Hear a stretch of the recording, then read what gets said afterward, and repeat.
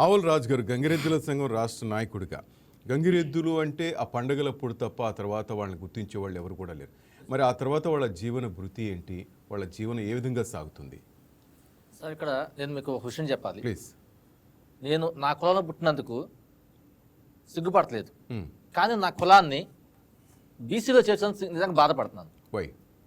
ఎందుకంటే సార్ ఒక మాట చెప్తాను. ఇప్పుడు మన యొక్క భారతదేశం యొక్క సాంప్రదాయ ప్రకారం ఏదైతే కేటగిరీ ఉందో, రిజర్వేషన్ ఉందో,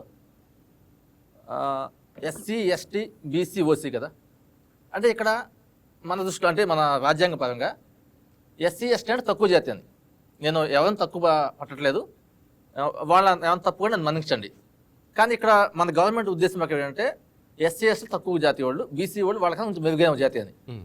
కానీ ఇక్కడ నా జాతి ఏదైతే ఉందో, నా గంగిరెద్దు జాతి ఏదైతే ఉందో, అది మా యొక్క కులవృత్తి ఏంటంటే సార్ భిక్షాటనం. అంటే ఇక్కడ నేను భిక్షాటనం అనే కూడా ఇప్పుడు సినిమా వాళ్ళు ఏవైతే ఉన్నారో వాళ్ళు కళను ప్రదర్శించి వాళ్ళు నిజంగా డబ్బు సంపాదిస్తున్నారు. కానీ ఇక్కడ నా జాతి వారు కూడా ఊరికే భిక్షాటనం చేయడు సార్. గంగిరెద్దు జాతికి సంబంధించిన ప్రతి ఒక్కరు కూడా మా యొక్క కళ ఏదైతే ఉందో, ఎద్దును ఆడిచ్చే కళ ఏదైతే ఉందో, అది నిజంగా సార్ మీరు చూస్తే ఇంత భయంకరమైన ఆట ఉంటారు. ఎందుకంటే ఒక ఎద్దు అనేది 400-500 కేజీ బరువు ఉంటుంది. అటువంటి ఎద్దును కూడా చెస్ట్ మీద ఎక్కించుకుంటారు, దాన్ని మోస్తారు, కాళ్ళ ఎక్కించి మోస్తారు. అంత బలమైన ఎద్దును కూడా మోసుకుంటూ కూడా వాళ్ళు వాళ్ళ మా కళను ప్రదర్శించి మేము భిక్షాటన చేస్తాం తప్ప ఎవరి దగ్గర పన్యాయం తీసుకోం. అటువంటి మమ్మల్ని ఈ ఏదైతే మనం చెప్తున్నారు ఎస్సీ ఎస్టీ అని చెప్తున్నారో వాళ్ళ దగ్గర కూడా భిక్షాటన చేసింది జాతి మా సార్ మాది. అంటే ఇప్పుడు ఇక్కడ మీరు చెప్పండి, ఇప్పుడు మీరు పెట్టే స్థాయిలో ఉన్నారు, నేను మీ దగ్గర తీసుకున్న స్థాయిలో ఉన్నా, అప్పుడు మీరు తక్కువ వాళ్ళ నేను తక్కువనా? అంటే ఏదైతే ఎస్సీ ఎస్టీ అంటున్నారో వాళ్ళ దగ్గర అడుగుతుంది జాతి మాది. అటువంటి మమ్మల్ని తీసుకెళ్ళి నిజంగా ఎస్సీ ఎస్టీ కానీ తక్కువ పెట్టాల్సిన బదులు ఎక్కడో పైన బీసీలో పెట్టి మాకు అన్యాయం చేస్తారు సార్. దానివల్ల నేను నిజంగా బాధపడతాను. ఇంకో విషయం సార్, మా జాతిలో ఫస్ట్ నుంచి కూడా ఒక మాట ఉంది, మన జాతిలో ఎవడు చదువుకున్న ఉద్యోగాలు రావు అనే ఒక ఆలోచన ఉంది. నా విషయంలో చెప్తున్నాను, నేను 10th అయిన తర్వాత నాన్న చదువుకుంటా అంటే మా నాన్న మాట చెప్పాడు, మన కులంలో ఉద్యోగాలు రావు, నువ్వేమైనా పొలం పని చేసుకో లేదా ఆటో కొనుక్కో, నువ్వు కాలేజీకి వెళ్ళి చదువుకుంటే నేను చదివించే స్తోమత నాకు లేదు, నేను చదివించలేదు. అంటే ఎవరూ లేరా నుంచి అసలు ఐఏఎస్ కానీ ఐపీఎస్ కానీ ఐఆర్ఎస్ అటు ఎటువంటి గవర్నమెంట్ ఉద్యోగం మీకు తెలిసిన వాళ్ళు ఎవరు కూడా లేరా? సార్ ఐఏఎస్ సార్ పక్కన పెట్టండి సార్, మినిమం ఈ ఊళ్ళో ఒక గవర్నమెంట్ ఎంప్లాయీ ఉన్నాడు, మినిమం ఒక అటెండర్ పోస్ట్ ఉన్నాడు అన్నాడు ఒక లేడు సార్ ఊళ్ళో నా జాతుల్లో. అలా మా నాన్నగారు చెప్తాను, నేనేం చేశాను సార్, నైటు పని చేసుకుంటా పగల కాలేజీకి వెళ్తా, అలా MBA చదివాను సార్. Good, very good. చదివిన తర్వాత నాకు 2012లో నాకు డిపార్ట్మెంట్ బాగా పిచ్చింది సార్, పోలీస్ డిపార్ట్మెంట్. అంటే 2012లో అప్లై చేశాను కానిస్టేబుల్కి. నేను బేసిక్గా college athletic running, okay, non stop 20 kilometres running చేస్తా. Very good. అంత పిచ్చిగా ఉన్నవాడిని, ఏదో అంటారు సార్ ముందాగేవాడిగా ఎంత పిచ్చి ఉండదో, కాకి డ్రెస్ కనిపించినా కాకి వెహికల్ వెళ్తున్నా సరే అంత పిచ్చిగా చూసేవాడిని. ఎప్పుడు డిపార్ట్మెంట్ వెళ్తానని చెప్పేసి పోలీస్ అంత ఇష్టం పోలీస్ డిపార్ట్మెంట్ అంటే. అటువంటి నేను అన్ని క్వాలిఫై అయ్యాను, height weight long jump shot put, మీకు లైవ్తో సహా చూపిస్తాను సార్.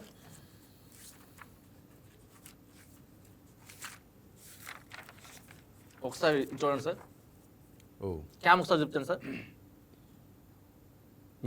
ఇది నేను ఫిజికల్ టెస్ట్లే కానీ రన్నింగ్ కానీ అన్ని క్వాలిఫై. ఎగ్జామ్కి వెళ్ళాను సార్, ఆ ఎగ్జామ్లో నాకు 70 మార్కులు వచ్చినాయి, ఇంకో వ్యక్తికి 40 మార్కులు వచ్చినాయి. జాబ్ ఎవరు కావాలి సార్? యాక్చువల్గా 70 మార్కులు వచ్చేవరకే ఉద్యోగం కావాలి, కానీ మన భారతదేశంలో ఏంటంటే ఆ 70 మార్కులన్నీ గుర్తించరు, 40 మార్కుల వరకు రిజర్వేషన్ల ప్రకారం ఇస్తారు. నా బాధ అదే సార్. ఇప్పుడు నేను పడిన బాధ ఏంటందో, నేను అన్నగారి వల్ల నిజంగా ఈ సంఘాలు వచ్చాను, రవీణ గారి వల్ల. ఎందుకంటే ఆయన 2016లో నేను కలిసి ఆయన్ని, నేను పడిన బాధ ఎంత అవుతుంది సార్ చెప్పలేమాట. ఎందుకంటే 70 మార్కులు వచ్చి కూడా జాబ్స్ పొందలేకపోయాను. అప్పటికే నా సంఘం నా కులంలో ఉన్న భావన ఏంటంటే మనకు ఉద్యోగాలు రావు. నేను దాన్ని పోకూడదని చెప్పేసి ఎంతో ప్రయత్నం చేస్తే నాకు ఉద్యోగం రాల. నాకన్నా తక్కువ మార్క్స్ 40 మార్కులు వచ్చిన జాబ్ వచ్చింది. ఇది ఎక్కడ న్యాయం?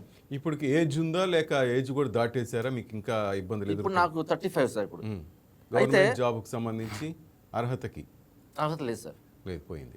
నేను పడిన బాధ నా కులాలు ఇంకెవడ పడకూడదని 2016 నుంచి ఇప్పటి వరకు కూడా నా వెనకమాలు వచ్చే వాళ్ళు ఇంకా చాలా మంది ఉన్నారు. ఇప్పుడు పిల్లలు చదువుకుంటున్నారు, అప్పుడు చదువు లేదు ఎవరికి, ఇప్పుడు చదువుకుంటున్నారు. చదువుకున్న వ్యక్తి నేను పడిన బాధ పడకూడదు అన్న ఉద్దేశంతో నా భవిష్యత్తు పక్కన పోయినా పర్లేదు, నా కులంలో ఇంకెవరు చదువుకున్నా ఈ బాధ పడకూడదని చెప్పేసి. ప్రజెంట్ మీరు ఏం చేస్తున్నారు సార్ ప్రజెంట్ నేను వ్యవసాయం చేస్తున్నా, కూలి పని చేస్తున్నాను సార్. గొప్పగా చెప్పుకోవాలి బ్రదర్ మీరు అట్లా. అవును సార్, వ్యవసాయాన్ని కూలి తక్కువ పని చేస్తున్నాను. చేయదు. మీరు పెట్టే మెతుకులే ఈ రోజు అన్నం తింటాం మనం అంతా కూడా, అంతే కదా. అయితే ఇక్కడ ఒకటి సార్, పోలీస్ కన్నా గొప్ప ఉద్యోగం వ్యవసాయం అంటే, ఫార్మర్ అంటే గుర్తుపెట్టుకో. దేశానికి వెన్నుముక్క రైతన్న అంటారు, అవునా? అవును ఆ తర్వాతే మనల్ని కాపలా కాసేవాళ్ళు కానీ, పోలీసులు కానీ, జవాన్లు కానీ, అవునా కాదా? అవును సార్. ఆ? నువ్వు తక్కువ ఉద్యోగం కాదు నువ్వు సంపాదించింది, గుర్తుపెట్టుకో. ఇక్కడ జాబ్ కదా సార్. ఇప్పుడు నువ్వే కదా ఓనర్ ఎక్కడ. సరే నీకు బాధ కలగొచ్చు, నీకు 70 మార్కులు వచ్చి ఉద్యోగం రాలేదని నువ్వు పడ్డ మానసిక క్షోభ చెప్పనవసరం లేదు. ప్రతి ఒక్కరు, చాలా మంది విద్యార్థులు, ఇలాంటి విద్యార్థులు, నిరుద్యోగులు చాలా మంది ఉన్నారు దేశంలో. అవును సార్. కాదనలేను, సత్యం అది. అయితే మీరు అడిగిన క్వశ్చన్ సమాధానం చెప్తారు సార్. ఇప్పుడు మీరు అడిగారు కదా, సంక్రాంతి టైంలో వాళ్ళకి ఓకే వెళ్తారు, Yes. మిగతా టైంలో ఏంటని చెప్పేసి. సార్ ఇక్కడ విషయం ఏంటంటే, ఒకప్పుడు సంక్రాంతి అంటే నిజంగా అన్నగారు చెప్పినట్లు సాయంత్రం పూట రైతులందరూ కూర్చుంటే మా ఆట ప్రదర్శించి వాళ్ళ దగ్గర కలెక్షన్ ఇస్తున్నాం. అంటే Yes. ఇప్పుడు ఏమవుతుందంటే, ఒకప్పుడు నిజంగా మా ఇద్దరిని చూస్తే సాక్షాత్ నందీశ్వర్ అని చెప్పేసి దండం పెట్టేవాడు. అవును. కానీ ఇప్పుడు పోనీ ఆ కల్చర్ పోయింది. పోయి ఏమైందంటే, మా జాతి వాళ్ళు ఎక్కడన్నా వెళ్తే వీళ్ళు దొంగలని చెప్పేసి కొడుతున్నారు సార్. చాలా చోట్ల జరిగింది. పైగా కొంతమంది శివుడి ఆయుధమైన నందీశ్వరుని తీసుకెళ్ళి భిక్షాటన చేస్తావా అని చెప్పేసి కొడుతున్నారు.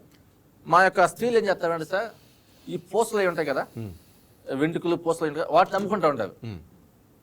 ఊళ్ళో ఎక్కడ దొంగతనం జరిగినా సరే మీ మీదకి వస్తుంది. మా మీద వచ్చేస్తుంది. ఎవడో చేసిందని మీకు అంటగాడు. ఇప్పుడు అన్నగారు చెప్పినట్టు ఎక్కడ దొంగతనం జరిగినా అది మా మీద వస్తుంది. ఏంటంటే మమ్మల్ని దొంగలుగా కేటాయించారు, బ్రిటిష్ వాళ్ళు వేసిన ముద్ర ఇంకా అక్కడికి ఇప్పుడు అలా ఉంది. చెప్పుకోవడానికి బీసీలు సార్, కానీ ఎస్సీ ఎస్టీ దారుణంగా ఉంది.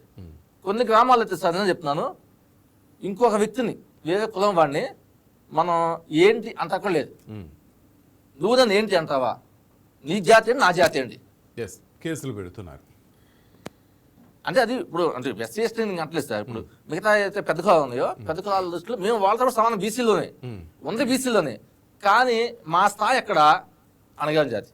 సో దయచేసి నేను చెప్పేది ఏంటంటే, కొంచెం మమ్మల్ని ఆ బీసీలను తీసేసి మార్చండి. ఎందుకంటే నేను చెప్పే కదా, బీసీలు పెడతాం వల్ల నిజంగా చాలా బాధపడుతున్నాను. ఎందుకు బీసీలో ఉన్నానని చాలా బాధపడుతున్నాను.